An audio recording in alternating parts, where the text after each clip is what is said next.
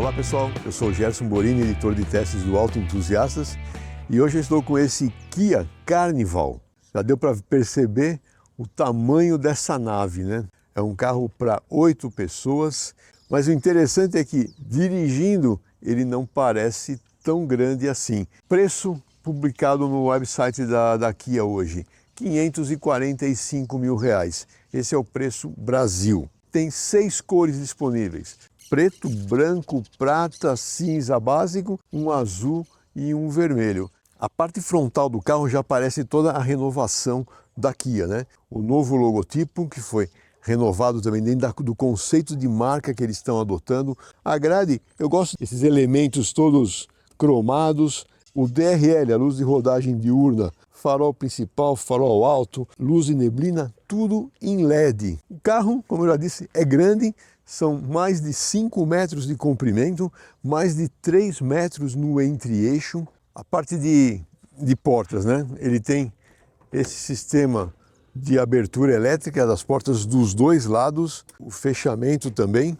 Outros detalhes que a gente vê de efeito joia, né? Essa moldura aqui na terceira janela, barra do teto também, rodas e pneus. Ela se compõe, né, com todo o carro. É um pneu 235/55/19, essa roda diamantada, o defletor do teto, outra moldura preta aqui para melhorar um pouco a parte de aerodinâmica. Você vê que esse friso ele vem e interliga na traseira. O mesmo acontece com as lanternas traseiras. Elas são interligadas por essa barra acrílica aqui que é iluminada, e a abertura do porta-malas também é elétrica. E aí a gente tem, que é o que eles chamam de abertura inteligente. Se você tem problema de altura, precisa de uma altura menor de abertura, você tem como limitar também essa abertura aqui para facilitar, ou problema de estatura da pessoa, ou até em garagens que são muito baixas, né? E aqui a gente vê a parte de bancos traseiros, né? A terceira fileira de banco, você pode fazer o que com ela? Você pode simplesmente aqui dobrar. Vamos dobrar essa outra aqui também. E você tem essa opção aqui, que é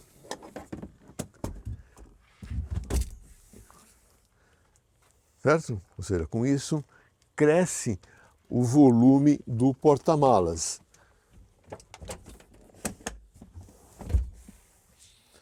Muito fácil de operar, e que com apenas uma mão você consegue fazer toda essa operação. E obviamente tem todo aquele negócio, você, com a chave em poder da chave, ao se aproximar, ela já pode abrir, passando o pé, aquelas coisas que a gente já conhece de outros carros, né? Aquela avaliação do banco traseiro, nesse carro aqui nós vamos fazer duas, tá? Vamos fazer da segunda e terceira fila. Vamos abrir a porta. O banco dianteiro está regulado para a minha posição, 1,81 m de altura. Tem alça de acesso aqui para facilitar. Uma outra coisa que facilita também a entrada é esse apoio de braço. E muito bom. Vamos ver o que a gente encontra aqui. Bom, posição, espaço para as pernas aqui é fantástico. A porta você pode fechar através desse comando. A gente não tem um descansa-braço central, tem esse descansa-braço aqui que eu já mostrei, mas a gente tem o seguinte recurso. Primeiro, esse banco a gente pode correr ele para frente e para trás para dar mais espaço, mais conforto para a terceira fileira de banco. Ele é reclinável também, em várias posições, né? Bem interessante. Os bancos, todos eles, correm individualmente. Você ainda pode removê-los e virar eles de frente para trás, fazendo realmente uma sala de visitas aqui nesse pedaço. Fixação para assento infantil são 4. 2 na segunda fileira e 2 na terceira fileira. Apesar de não ter um descansa-braço central, tem esse recurso, que aí sim vira um senhor descansa-braço com porta-garrafas. Em termos de conforto, visibilidade, não há o que falar. Se você quiser regular esse banco, você tem um comando específico aqui que você pode regular esse banco daqui de trás, ou o próprio motorista pode fazer isso. O teto em cor clara dá maior sensação de espaço interno. As alças de teto nós temos em 3 posições, ar climatizado para trás, 2 saídas aqui, mais 2 outras saídas, tem um controle individual. É um carro bem grande, ele precisa disso para poder harmonizar, né, a temperatura interna da cabine. A única coisa que me incomodou um pouco nesse tempinho que eu estou sentado aqui é justamente o apoio para a coxa. O assento é curto, né, o assoalho é alto, com isso o apoio da coxa não fica muito bom, mas como a sensação geral é boa. Aqui na terceira fileira de banco, a primeira coisa que você tem que fazer é ajustar o apoio de cabeça. Caso contrário, ele incomoda nas costas. Feito isso, olha, eu diria que é uma posição até mais confortável que na segunda fileira de banco, porque o apoio de braço aqui está bacana, tem uma telinha bacana aqui para tirar um pouco da insolação. Gostei aqui da terceira fileira de banco, viu? Bom, para experimentar todas as condições, eu vou sentado aqui na terceira fila de banco e o Márcio, nosso cinegrafista, vai dirigindo o carro. Então eu quero ter a sensação que é andar nessa posição. Bora, Marcião! A primeira impressão que a gente tem andando aqui na terceira fileira de banco é muito boa. Não percebe uma movimentação excessiva da carroceria. A visibilidade daqui é muito boa também. Você vê que tanto para frente quanto para lateral é bem tranquilo. Dá realmente para fazer uma viagem tranquila aqui, sem muitos percalços. Bom, na parte de motor, a gente tem um V6, ele está montado transversalmente, 3 cilindros aqui, 3 ali atrás. Esse carro tem tração dianteira, com um câmbio automático de 8 marchas. O motor entrega 272 cavalos a 6.400 RPM e 33,2 kgfm de torque a praticamente 5.000 RPM. Ele é aspiração atmosférica, são 24 válvulas, ou seja, 4 válvulas por cilindro, duplo comando de válvulas em cada cabeçote, então são 4 comandos de válvula, todos eles com variação de fase na admissão e escapamento. Veja, é um motor bem moderno, bem potente. A parte de consumo de combustível, se a gente considerar esse carro que pesa praticamente 2.100 quilos, essa área frontal enorme que ele tem, vindo de Itu, né, onde eu peguei esse carro na Kia, até Campinas, fez uma média de 10,5 km por litro. Não é uma média boa, mas também não diria que é uma média ruim e abusiva. Talvez consiga até chegar nos 11 km por litro, dependendo da condição de condução. Bom, aqui pela chave presencial tem várias opções. Entre elas, a gente pode inclusive abrir e fechar as portas traseiras, ligar o motor estando do lado de fora, ou seja, é uma chave bem completa. A partida é por botão. E temos 2 telas de TFT, né, de 12,3 polegadas, uma para o quadro de instrumentos, outra para a central multimídia. O espelhamento de Android Auto e Apple CarPlay é somente por cabo USB e não tem um sistema de mapa residente, ou seja, você precisa estar sempre conectado com o cabo aqui. Apesar de termos um local para acomodar o celular, com um carregador por indução, são 3 portas USB, toda a parte de controle de ar-condicionado, comando de câmbio, praticamente tem um comando by-wire aqui, né? Então drive, neutro, ré e parque no centro. Temos o sistema auto-hold, freio, acionamento eletromecânico e os modos de condução. cada vez que a gente muda o modo, no quadro de instrumento, a gente vê que está configurado para mudar também a visualização dos instrumentos, né? Aqui é o Sport, aqui o Smart, o Normal e o Eco. Volante de direção multifuncional com muitos comandos, controle de velocidade de cruzeiro do tipo adaptativo, tem o sistema de permanência em faixa, sistema de centrase em faixa e sistema de auxílio, né, para aquela saída involuntária. Pelo lado esquerdo, os sistemas de som. Atrás a gente tem as borboletas para troca de marcha. A pega do volante é muito boa, fácil de manobrar, tem ajuste de distância e de altura. São 3 voltas, né, de batente a batente aqui, ó. 1 volta, 2 voltas, 3 voltas e mais um pouquinho, um pouquinho mais do que 3 voltas batente a batente. Também com esse entre-eixo longo desse jeito, precisa ter uma relação bem desmultiplicada, até pelo tamanho do carro, para que o carro não fique muito rápido e comece a trazer incômodo para os passageiros. Aqui no lado esquerdo tem todos aqueles comandos básicos também, de desligar o controle de estabilidade, controle de tração. Vamos até o posto, fazer aquela avaliação por baixo do veículo e depois a gente volta para avaliar.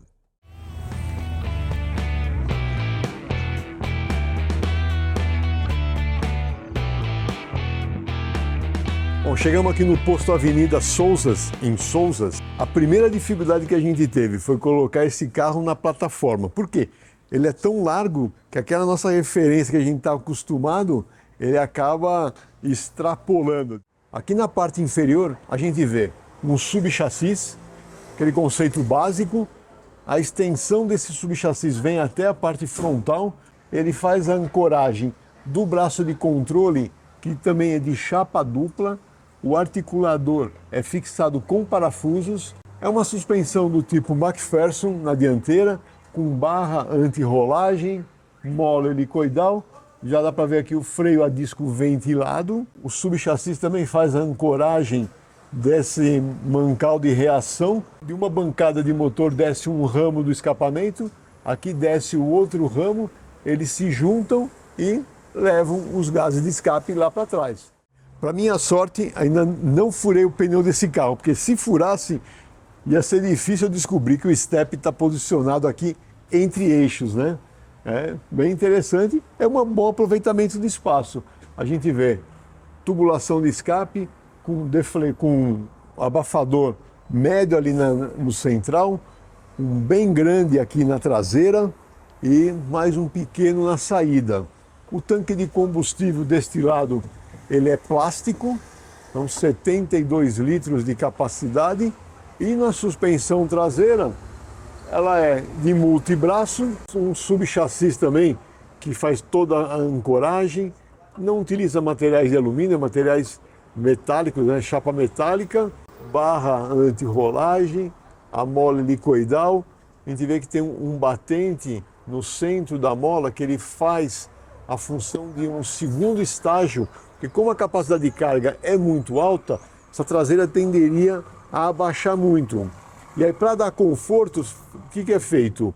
Utiliza uma mola de constante elástica linear e coloca, para dar progressividade, esse tipo de batente. É uma solução bem interessante, digamos, e também podemos dizer bem simples e barata, né? Eficiente. O fundo do porta-mala, ele faz aquela saída de ar aqui para evitar o efeito paraquedas. Vamos lá voltar para a estrada e fazer a avaliação completa. Bom, chegamos de volta em Joaquim Egídio. Primeira coisa que a gente começa a escutar é alguns grilos internos. Esse monte de banco aí atrás, eles acabam roçando um no outro. E a parte de conforto e de suspensão não é uma maravilha de carro, não. Não é um carro feito para esse tipo de utilização. Ele vai muito bem na estrada, mas na hora que você entra aqui no paralelepípedo, não tem muita aspereza. A aspereza de rodagem não é ruim, mas você percebe que a suspensão ela é um pouco mais presa. E ela precisa ser assim um pouco mais presa porque a gente tem 2.100 quilos de peso, mais 700 quilos de capacidade de carga. Ou seja, você precisa ter a suspensão presa quando está nessa condição do carro com baixa ocupação, para ele não ficar um carro solto e molenga quando você tem uma ocupação maior, uma carga maior dentro do carro. O sistema de direção, a gente já percebe nesse trechinho reto que ele tem uma boa definição de centro, ele vai aumentando gradativamente o esforço. Aquilo que eu já comentei na parte parada, você tem que esterçar um pouquinho a mais para fazer as curvas, porque caso contrário ele ficaria muito rápido e você ficaria balançando muito a cabeça aqui dentro do carro, aquele desconforto para todos os ocupantes. Desempenho, eu estou aqui no modo Eco, né?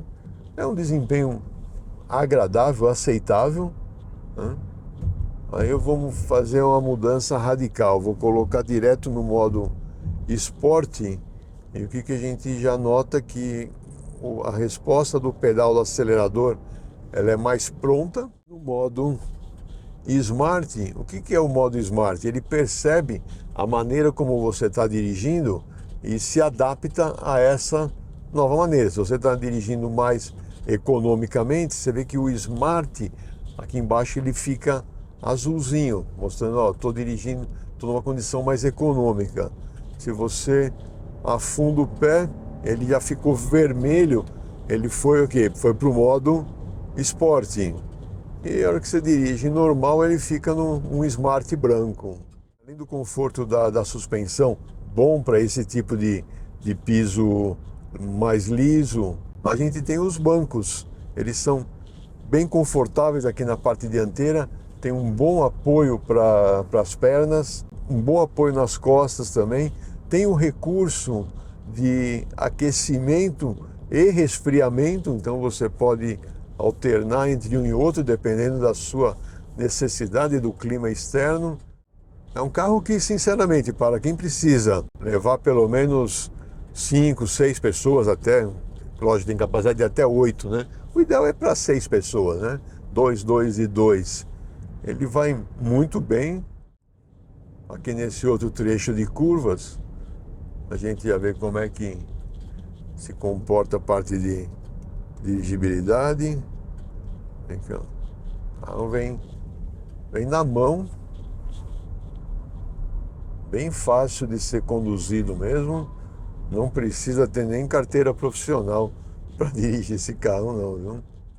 Quanto àqueles sistemas ADAS, né, de auxílio ao motorista, nos espelhos retrovisores externos tem o indicador de ponto cego e tem a outra vantagem que a hora que você dá uma seta para a direita ou para a esquerda, o quadro de instrumentos se transforma numa câmera ali mostrando o que tem no seu ponto cego, então facilita um pouco mais esse tipo de manobra. A visibilidade de 360 graus com essas janelonas que tem na traseira é muito boa, não tem dificuldade não para manobrar esse carro, mas essas câmeras aqui, elas ajudam bastante em fazer alguma mudança de faixa na cidade principalmente. E adicionalmente na parte de auxílio ao motorista tem aquele indicador, né, de obstáculo à frente, que ele te indica que você pode bater no veículo. Tem um outro recurso bem bacana, bem interessante, bem seguro, que ao você estar fazendo uma curva, principalmente aquelas curvas, né, dobras de esquina, né, na cidade, ele já atribui uma leitura para evitar colisão frontal, aquela colisão se você invadir a faixa de lá contrária, ou se algum carro estiver vindo no sentido contrário, ele te alerta. E isso também, ele tem detecção de pedestres, bicicletas, animais, tudo para dar mais segurança na condução. Ainda nos sistemas de auxílio ao motorista, tem também aqui a medição de nível de atenção, né? Então, se ele percebe que você está ficando cansado por estar comendo faixa e tudo mais, ele alerta, opa, tá na hora de você parar e tomar um cafezinho. O sistema de som premium da Bose também dá um efeito palco no carro, muito interessante, muito bom. Bom, já que estamos falando de som, nada como a gente aproveitar e medir o nível de ruído interno, né? Então vamos fazer aquele medição de nível em aceleração na subida, não é um teste de desempenho, é apenas usar a subida para aumentar as cargas no motor e tudo mais. Nós vamos fazer a medição no modo de condução Sport, que seria aquele, na teoria, mais ruidoso.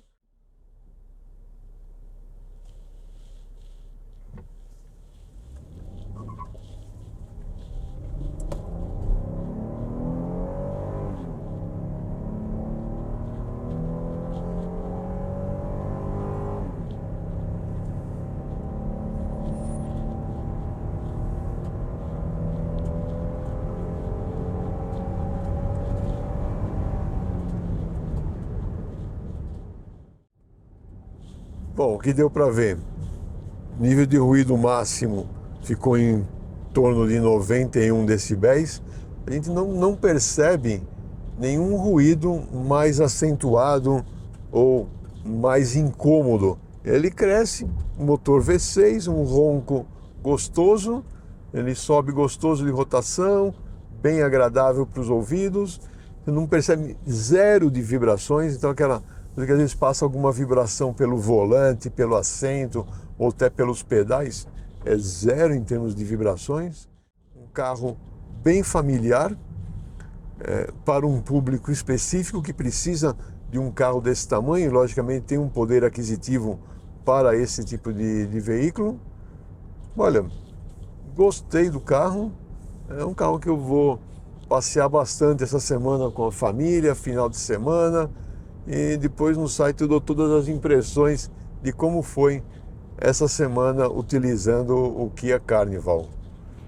Mais uma vez, obrigado pela sua audiência, espero que tenham gostado de mais esse vídeo e até a próxima.